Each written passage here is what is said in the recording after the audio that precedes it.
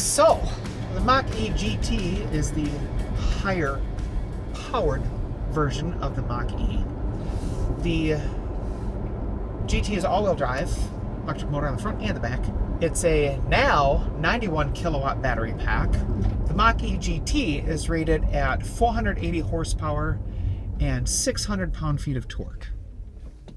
The Mach-E GT Performance, like this, is the same 480 horsepower, but now 634 pound-feet of torque, which gives you the wee factor a little bit faster.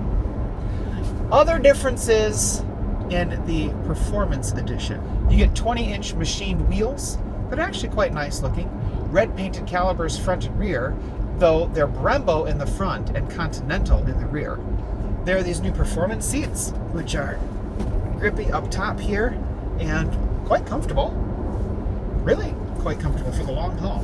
I wish there was a little more thigh support under these long legs of mine. I love cars that have the little thigh extender. This car does not have that, unfortunately. The regular Mach-E GT has a 270 mile range, according to Ford, and the GT Performance Edition has a 260 mile range. Though, when I had this fully charged a couple nights ago, it showed 261 miles of range. So there you go. So the biggest thing I was looking forward to, other than the power, is that the Mach-E GT Performance has what Ford calls MagneRide. It's magneto-rheological dampers, which are normally awesome. And in here, I was hoping that MagneRide would quell some of the bucking bronco tendencies that the Mach-E regular version extended range that we tested for TV had. Unfortunately, that's not the case. I've driven cars with magneto-rheological dampers that take this a lot better than this is right now. Just like the standard Mach-E, there are 3 different driving modes, all accessed by the little Mach-E looking thing up in the top left corner of this 15.5 inch monster iPad screen here, which works pretty well. It's a little laggy at times, but for the most part, works really well. So you got 3 different drive modes: Whisper, which is what I've been driving in for the better part of a week. Then you've got Engage, and then you've got Unbridled, which is, you know, all of the stuff. That's exactly what you think. Now, the MR dampers, the MagneRide dampers, do change with every driving mode, as does the braking tendency, as does the steering, as does throttle response. But you can't, this is one thing I don't like about the MR dampers, you can't go in and individually say, like, I want them on their softest setting even when I'm in Unbridled. You have to go with what Ford programs in this vehicle. But what you're going to see right now are the benefits of those dampers. First off, this thing really scoots. For 5,000 pounds, it really scoots. Ford claims that the Mach-E GT Performance Edition does 0 to 60 in 3.5 seconds. That's pretty quick. That's really quick. So, let's put that to the test, shall we? Let's see what we got for 0 to 60.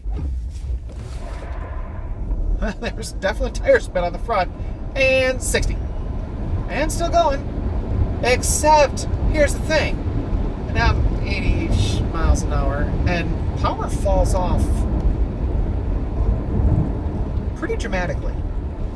So, what Ford engineers have done is they built in a 5-second max power distribution on this vehicle. So for 5 seconds, you get all 634 pound-feet of torque. You get max propulsion, you get max power of everything. After 5 seconds, the computers and electronic gubbins in here pull that power back. They degrade the power. Why? Well, according to Ford, representative Ford, it's heat to not overheat the batteries, and also to extend battery life. I was also informed that this is not a race car. This is a car meant for the street, meant for real-world driving, and if it does 0 to 60 in 3.5 seconds, If you keep your foot down, then you're going past 60 after 5 seconds. And in most places in the United States of America, that's well above the legal limits. So for the real world, 5 seconds of propulsion, when you can get all that thrust thrown at you, it's pretty good. The rest of the Mach-E GT Performance Edition is very similar to pretty much every other Mach-E on sale today. I love that the designers used black on the body to make it not look as big as it is, because this is a pretty big vehicle. When you look at it in side profile, there's that black skirt along the bottom, and the body looks pinched because there's a little black up at the top as well. And so that makes your eye think this is this really sort of pinched down, narrow, awesome looking vehicle. As a Mustang, part of the Mustang family, the Mach-E does have pretty cool headlights that are very Mustang oriented, very cool tail lights that are also Mustang oriented. I know it's gimmicky, but I really like the lit up pony on the front of the Performance Edition. I think that's really cool, especially when this thing's coming down the road. If it's coming at you quickly from behind, you'll notice it. You've got the same 10.2-inch digital instrument cluster here, which still doesn't show that much information. It shows you what you need. It shows your range, important. How much charge is left in your battery, important. Right now I've got 68% because I'm unbridled and I'm doing this. Now it's floored right now, and I'm rolling really slowly up to speed. Honestly, that's disappointing to me. If I'm an unbridled and performance version of this thing and I floor it, it should just throw me back in the seat. And it's not. I'm floored. I'm literally on the floor. Now it says I need to service the vehicle. Like some other EVs, the Mach-E in any iteration gives you the ability to do one pedal driving. You don't have to do it. It's right here on the screen. I can turn it off. And now I let off the gas. I let off the throttle, and I'm not touching anything. My feet are pulled back, and I'm just kind of cruising along here. Not really dropping speed at all. Turn on one pedal driving, which I enjoy, and immediately I can feel some resistance. Take my foot off the gas, and now I'm slowing down. I can take my foot off the accelerator, and now I'm slowing down, and it'll take me all the way down to a stop, which it's doing right now. This car also has Blue Cruise, basically hands-free driving. Ford folks have mapped out 130,000 miles, according to the latest information, in North America. And as long as you're in what Ford calls a hands-free blue zone, you can turn on cruise control and drive hands-free.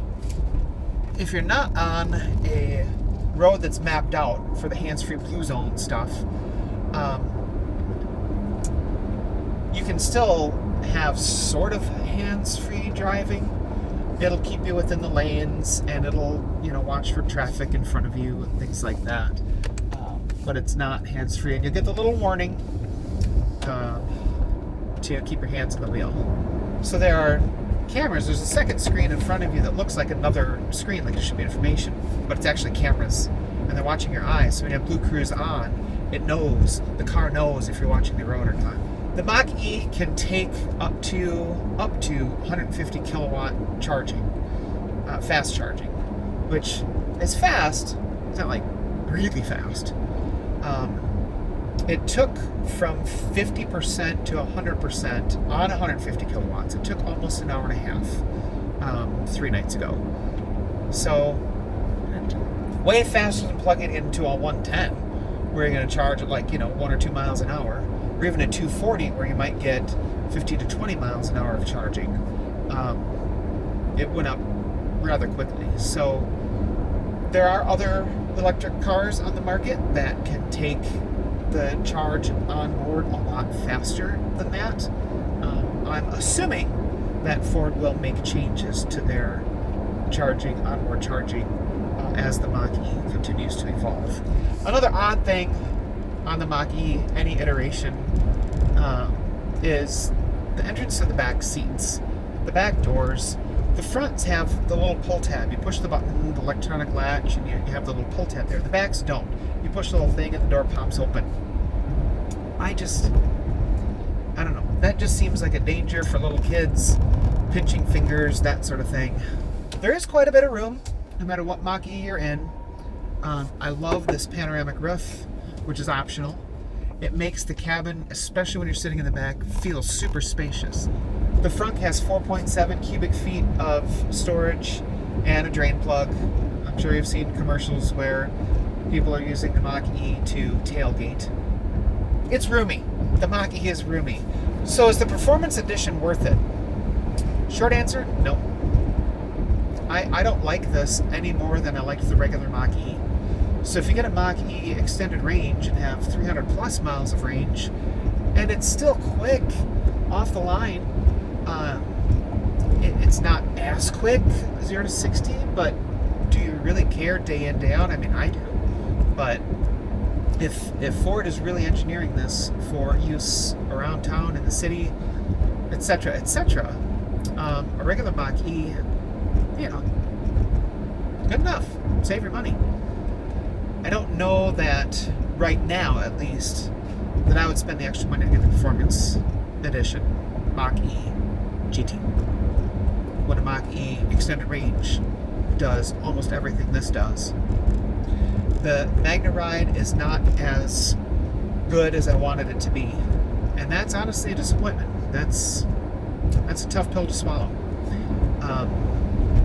It's a great start. I mean, this is the beginning of the EV generation. We all know that. This platform's now a couple years old. It's been around for a couple years, so wow. It'll keep getting better. It'll keep getting better.